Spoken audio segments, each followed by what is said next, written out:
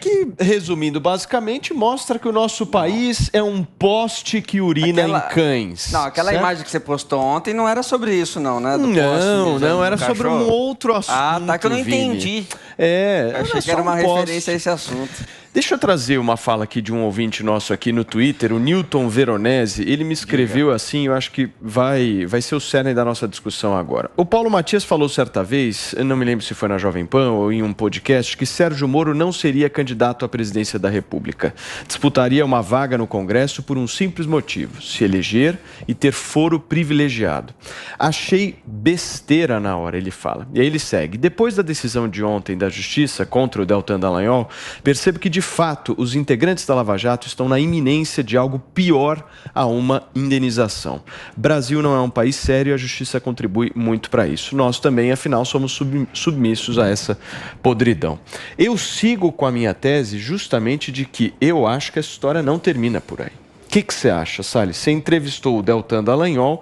Eu acredito fielmente que o próximo passo que esses caras vão dar em relação aos integrantes da Lava Jato é cadeia. O que você acha? Inclusive, a entrevista completa do Deltan hoje no Jornal da Manhã está lá na íntegra no canal Jovem Pan News. Bom, eu acho primeiro o seguinte, se ele quer fugir da justiça, a última coisa que ele tem que buscar é foro privilegiado, né? Porque a chance dele de defesa está na primeira e segunda instância. Se ele cai na mão do Supremo do jeito que está hoje, aí que sim que ele não tem escapatória. Então, esse argumento é um pouco incongruente. Posso só rebater esse argumento? Eu acho que não. Principalmente pelo fato de Luiz Fux ser presidente do Supremo Tribunal Federal. Há uma possibilidade de articulação. É um voto só, né? Hoje o voto tem o mesmo peso do... O voto do Fux tem o mesmo peso do Gilmar. No momento em que você tem foro privilegiado, no momento em que você tem foro privilegiado, você alonga os processos. E o que eles precisam ganhar agora é tempo. Porque senão, da maneira como está hoje, são cidadãos comuns que simplesmente vão para a cadeia uma hora ou outra. Essa é a busca, pelo menos ao meu ver, eu sempre tive essa visão. Eu não tenho essa visão. Eu tenho que concordar com o Salles nessa. Eu acho que da forma que o Supremo está hoje, é muito pior para ele ser julgado no Supremo, até porque não tem instância recursal. Seria muito mais lógico ele ficar fora do foro e ser processado em primeiro grau, depois ter segunda instância, depois STJ, depois Supremo. Então, se fosse essa busca de uma suposta, vamos dizer, garantia de foro, ele está indo para o caminho errado. O Supremo só não julga só pessoas que têm foro privilegiado. O Supremo toma decisões que não dizem, né, não é da competência dele. Se ele tá buscando... Ganha representatividade. Não, mas representatividade popular é outra história. Hoje ele é um cidadão comum. Ambos, os dois, o Moro e o Deltan, são cidadãos comuns. A gente tem que ir no cerne da questão, Paulo. Eu acho que o Salles tem toda a razão.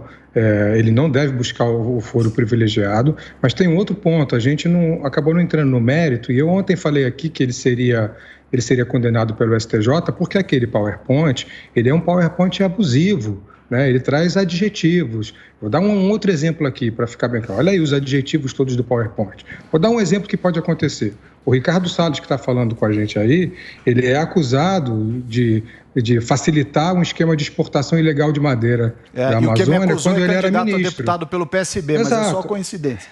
É isso que eu vou te falar, é isso que eu ia falar. O Salles é acusado de participar de um esquema ilegal de exportação de madeira.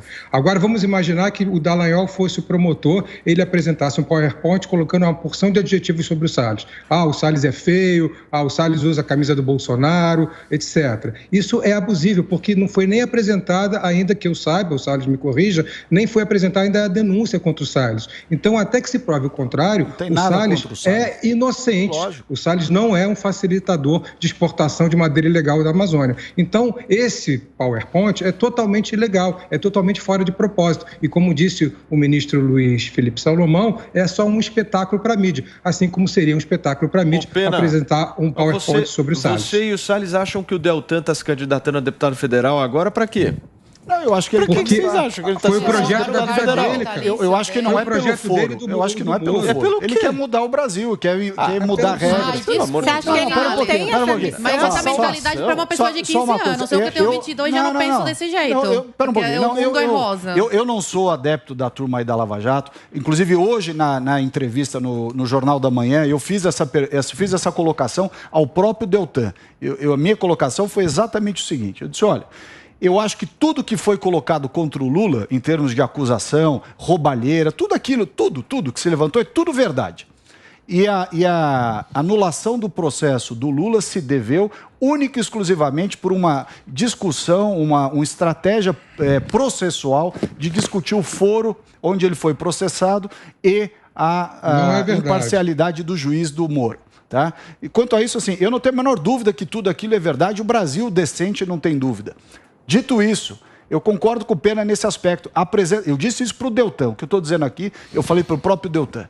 A apresentação do PowerPoint da forma como foi feita, a adjetivação da forma como foi feita, a espetacularização, né, do processo como foi feita, é absolutamente incompatível com a serenidade, com a imparcialidade, né, e com a postura que deve haver das autoridades judiciais, quer seja de Ministério Público, de Judiciário ou do que quer que seja. Né? Hoje, infelizmente, essa espetacularização acontece de todos os lados. Cada vez, e hoje passou aqui no Jornal da Manhã também, a fala do Luiz Roberto Barroso, num evento, eu não sei que evento era esse, em que ele fala do Bolsonaro, que o Bolsonaro é antidemocrático, sim, que o Brasil está virando uma ditadura.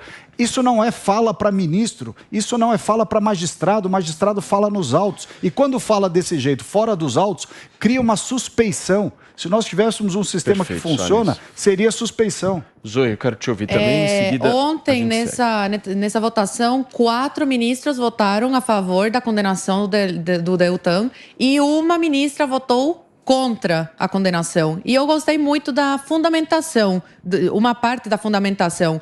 Na época em que foram praticados os fatos, havia uma recomendação do Ministério Público para que os procuradores prestassem contas à população de suas atividades. Havia portaria do Procurador-Geral da República regulamentando essa prática. O manual de recomendação dos procuradores afirmava que as entrevistas deveriam ser concedidas quando havia muitos pedidos e para todos os meios de informação. Assim, a ministra considerou que a ação deve ser extinta sem exame do mérito. Achei muito interessante, porque foi a mesma coisa que eu falei ontem. Ele fez esse PowerPoint para explicar, para as pessoas tentar explicar sobre a roubalheira, sobre as investigações na Petrobras e sobre o esquema de corrupção, que é muito complexo para o povo, né? A maioria das pessoas entenderem. Então, ele fez esse PowerPoint para explicar de uma forma didática o que eles estavam investigando, qual era o trabalho deles e por que o Lula estava sendo acusado de todos os crimes que foi acusado e foi condenado, e tanto que cumpriu pena.